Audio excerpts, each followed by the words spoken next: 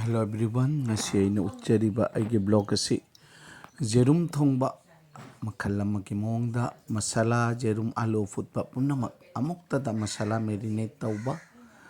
tilau chanamna chingba pumnamak amukta da punna hapchalaga thongminaba atuki blog ni mayam amukta yengminasi aina jerum se taraka putle jerum se mayai da khara hae haga alu si su boil tawraga sida masala sing add tawjari morok asuba machu जीरा धनिया powder ने चिंबा add तौजरी मथंग अइना जेरुम से कमाई तौना high हाइबदो असिदा जंगलीबसिनी असुमाइना अदुगा मसाला सिंग सिगा आई पुनमक से चामच सिना ई पुनमक से सुमाइ तौदना जानसले mix तौरे जेरुम से सुमाइ तौना मै आइदैना दाइसे तौरे असिदा तिलो tomato मा हापे टोमेटो सिसु हापचले असिदा Hingna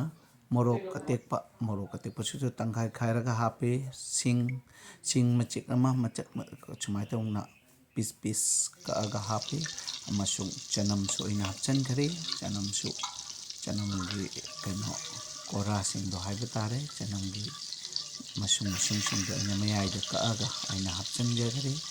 ade gi sumai tawna ina keno se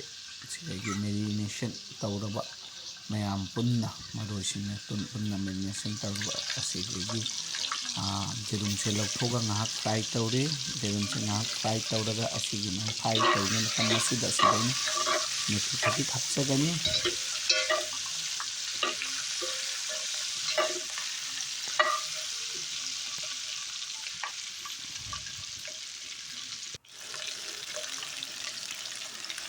se methi khara hapchare yung cepada Emana Takpirakpa ada kutongni sila ay na maroi na kopi tulong na chingba ay na siga hapchare ada fry tawra masagi masala alu tomato chanam sing punna maroi sing punna marinate tawra ba masagi boil tawra alu patana chingba jaw khaba adu asidayna tawjari atuga sumna mayan punamak fry tawjari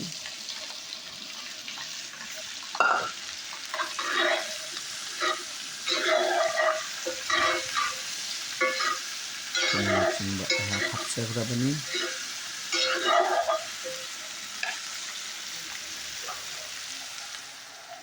hojik lemhuriba asida ising khatang asaba khara tawra cancel laga masagi ngauri asida mating pangna bagi hapchan level asida ising se paadana bagi damakta cancel laga samai tawna hapchan jari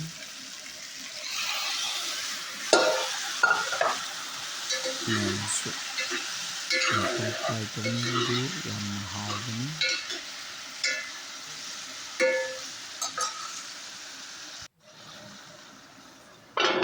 hajik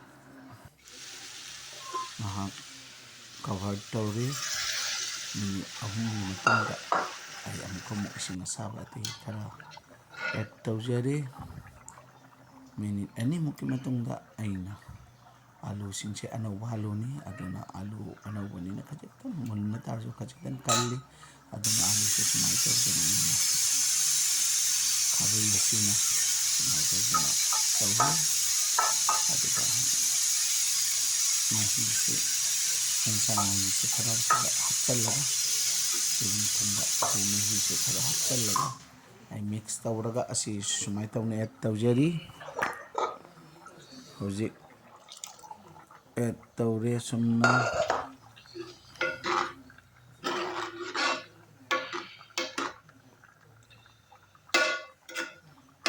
ay hojik ngaktang asigi mamangda ay se sum garam masala powder igunda laiti aduna ina chicken masala powder hoin hapchan jare asimatani ne tongana happy base ko na hojik aigi luksi view aigi curry ese mawng se amtang view jamna hawbagi mawng oire asiga fadigam hapchan jare ꯑꯃꯁꯨꯡ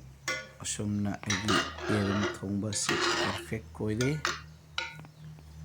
ꯃꯌꯥꯝꯕꯨ ꯃꯥꯏ hobby ꯑꯃꯁꯨꯡ ꯃꯥꯏ ꯆꯥꯛꯈꯨꯝꯒꯤ ꯃꯥꯏꯀꯩꯗꯒꯤ ꯍꯟꯅ ꯈꯨꯔꯨꯝꯖꯔꯤ. Thank you each and everyone from my hobby and my chakum. Thanks a lot. Have a good day.